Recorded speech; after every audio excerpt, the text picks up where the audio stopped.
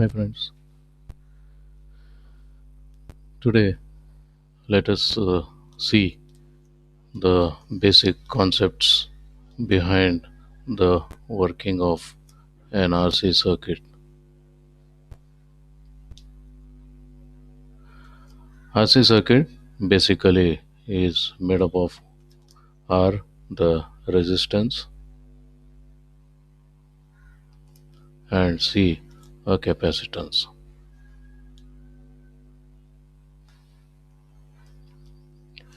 The resistance has a tendency to oppose the flow of current. So the higher the resistance, the lower will be the current for a applied potential difference, that's a voltage.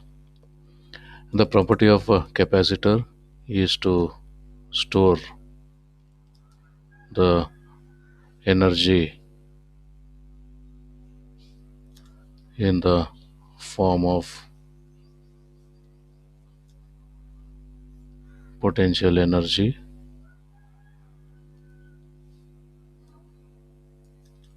which we call as electric field.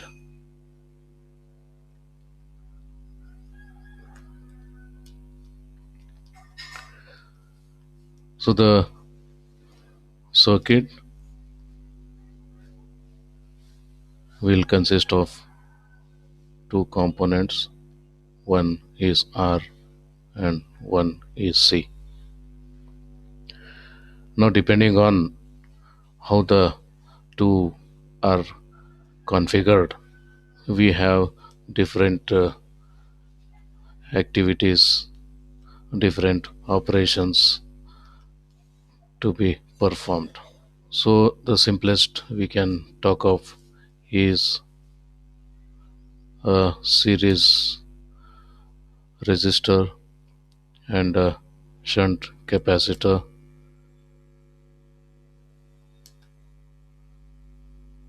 So here we apply an input and here we take an output.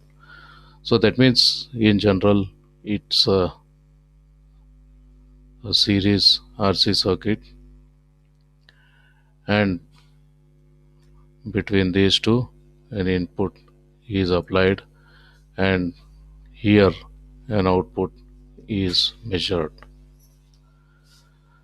This is one way of looking at the circuit. Other way of looking at the circuit is this, wherein the input is applied again across the series, whereas now the output is measured across the resistor. Now how they differ? So for that I can give a simple analogy. The energy input is applied by a battery, and that we have a switch connected to that. So at t equal to 0 the switch is closed, and before t equal to 0 let us assume that the capacitor is uncharged. So the analogy in the physical world I can talk of is the potential energy which is given by this tank, this battery can be represented by a tank full of water and which is connected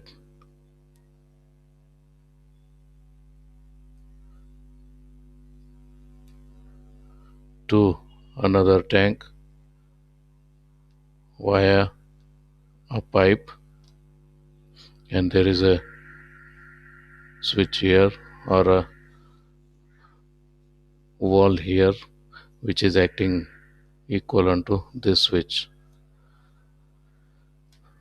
So this battery is providing a constant voltage or constant potential energy is made available from this battery. A similar analogy is a constant potential energy e- equivalent to V, that's a height of this water column, is provided by this source, and the width of this pipe is restricting the flow of water. Once the wall is open, the pipe is going to decide with what rate the water should flow. If the pipe is wider, the water can flow easily. If the pipe is narrower, the water will flow very slowly. So, this pipe is providing resistance to the flow of water, which is analogous to the resistance in our electrical world, which is opposing or which is not allowing a easy flow of current. And this, the volume of this tank or the surface, the cross sectional area of this tank is equivalent to the capacitance. So to increase height of water in this, the amount of water which should enter this tank depends on the cross sectional area of this tank. If this tank is narrower, a little water entering will increase the height more as compared to the tank which is of a bigger size. So if the tank is bigger size, it needs more water for same height to raise. So that's something to do with the capacitance. So if the capacitance is higher, then it needs more charges to move from one plate to other plate, so that a particular potential difference is created. So to create a particular amount of potential difference, number of charge or electrons have to move from one plate to other plate via the circuit, and because the electrons are moving away from this plate, so only protons are left, so we have only positive charges or positive ions more compared to the neutral ions. Therefore this plate gets positively charged and these electrons are dumped onto this plate, and hence the number of electrons will be more than the total number of protons, and hence this will have a more negative charge. The number of electrons moved from here will be dumped here, so the number of positive charge, number of negative charge will be equal, and this will provide an electric field across this. The more number of charges are displaced, the more will be the electric field. And the size of the plates used, distance between the plates, and the material used in between these two plates are going to decide the value of the capacitance.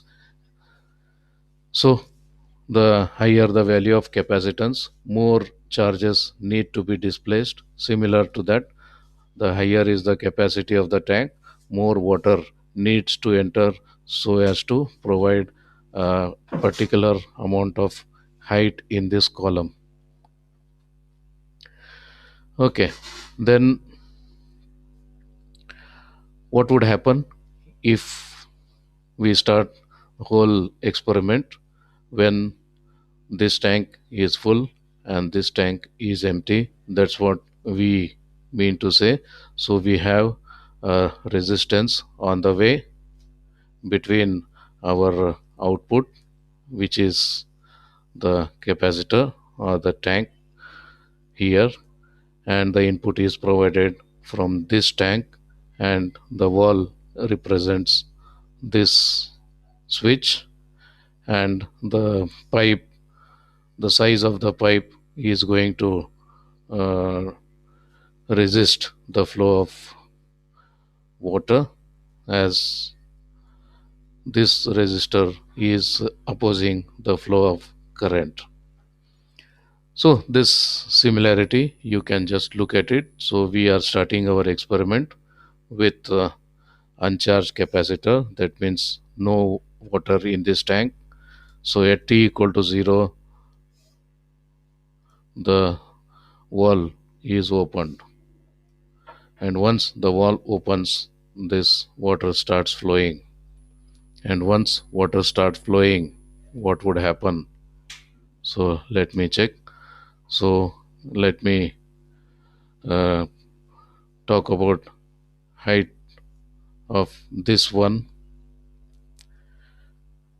with respect to time. At t equal to 0, there was no water, and hence the height was 0 here. But once the wall is open, then the left hand side you have this much height in the water. On the right hand side, the water height is 0. So we have total uh, potential energy available across the resistor or the pipe, and hence the water starts flowing at a faster rate. Therefore, after some time, water has flown and the water level increased. Now, once the water level here increased, let us assume for our convenience that this tank is so big that any change in flow is not going to be visible in this. So it's something like a ocean. So let's assume that this tank is infinitely large, so that any flow in water out of it is not going to be noticeable in the height of this. Therefore, this height remains almost same, and this potential energy at this side is almost equal. Okay, now what would happen is, this end of the pipe, this height of water is there. This end of the pipe, the water height has increased. Therefore, the difference between these two is no more equal to this full. It has come down. And because this potential difference in the potential energies on the two ends of the pipe has reduced, but still there is potential difference, and because of this potential difference water continues to flow, but because of reduced difference the flow rate comes down.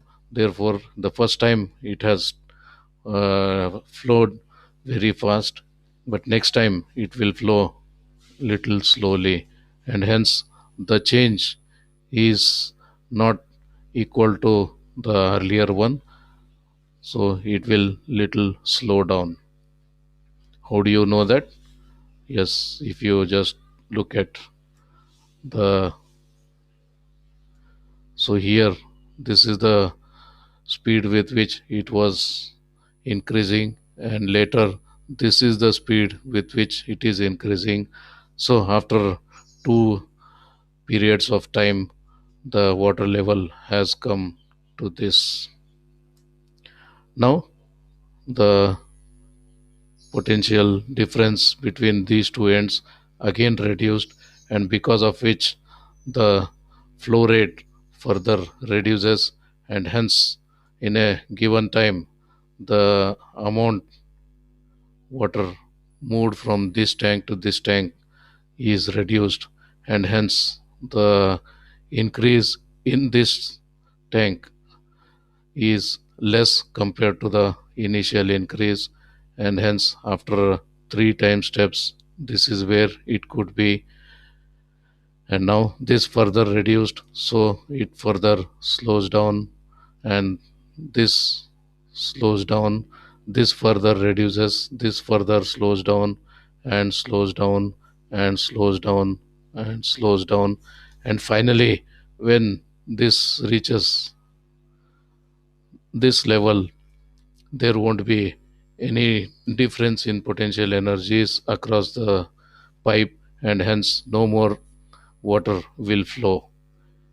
So it almost reaches a stable value, and this is our full value which reaches this. Okay, that's what is this talking about is the how this output changes with time when you apply a constant voltage at this input, which in our electrical language we say when a step input is applied. When a step input is applied, the output of this circuit, which we call as step response of this circuit, looks like this. So this is our time axis, and this is our output, which we call VO, and this is our VI step input, and this is our VO, and this is an exponential curve. Okay, now let us see what would happen if we change these parameters. So if we increase the diameter of the pipe, so if the pipe diameter is increased, so diameter is increased, then the flow is easy, which in other sense say that resistance has decreased. So if resistance decreased, or if the diameter of the pipe increased, then what happens is in a same given amount of time more water can flow, therefore it speeds up the process. So this second tank fills up very early. The second tank fills up very early because more water is allowed to flow, so this rise is faster. You can see here the rise is faster, and hence you can say that if the value of resistance reduced, then the step response speeds up. Other way, you change the size of the tank. So instead of this big tank, you take a small narrow tank. Instead of this big tank, you take a small narrow tank. And because the tank size is smaller, the cross sectional area of the tank is lesser, then a small amount of water is sufficient to raise the water level to this, and because of which, with the same old pipe, if you have a new tank with a smaller width, then what would happen is the water is flowing at the old rate only, but small water is making large change in the height, and hence this process speeds up. So early the water reaches to this level, so it speeds up. So this is possible if you reduce R or if you reduce C. Either you reduce R, you get this response, or you reduce C, you get this response, or you reduce both, you get this response. Now we'll check the other way. On the other side, if you decrease the diameter, so that means if diameter is decreased, then the pipe becomes narrower, so more resistance to flow of water, that means resistance is increased. So if the pipe is narrower, the water will start flowing slowly, and because the water is starting to flow slowly. This rise is also slow, and you can see that effect here, that the rise is slow and the whole process is slowed down. This is possible when the R value is increased. On the other hand, you increase the size of the tank. Increase the size of the tank, then what would happen is, for the same amount of water it gets in, very small change in the height you observe, and that's what is visible here. So if you change the capacity of the tank, if you increase capacity of the tank, or if you decrease the size of the pipe, this is the response we are going to see. It slows down. So overall, how to say that, how to tell in a quantitative way. Yeah, qualitatively we can discuss, but quantitatively, if you want to say how does this behavior is to be explained, in that case we can see, if R reduces, this happens. If C reduces, this happens. If R increases, this happens. C increases, this happens. If both reduce, this happens. If both increase, this happens. That means in overall, we cannot say only with R or only with C, because if R reduced and C increased, it may stay here itself. Same way, if C reduced and R increased, then it may stay here itself. Like, you reduce the size of the pipe, at the same time you reduce the size of the tank. So when size of the pipe reduced, R increased, water's coming slow down, but the size of the tank also reduced. Therefore, small amount of water is sufficient to increase the height significantly, and hence you may not find any difference. That's what it's going to. So it's not just R or C which is going to decide, it is both together going to decide. So we need a one value which should talk about both together, and that we call product. So this product which we call the tau, that's something to do with the property of this. So this is called a time constant of this circuit. Okay, now if I just briefly connect this to our thing, then when we started the process, the switch was open, this was uncharged. That means both the plates were having equal number of protons and electrons. So net charge was zero. So when this switch is closed, this positive terminal of the battery starts pulling the electrons from this plate, and therefore only protons start remaining here, and these electrons are pumped back onto this plate, and more electrons are getting accumulated here. So in the beginning, the full this voltage was zero, and this was V.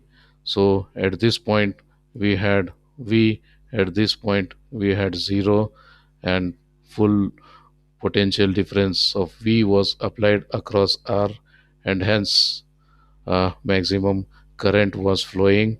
So these charges were flowing at a faster rate. So they move, displace from one point to other point at a faster rate. Therefore, this voltage grows fast.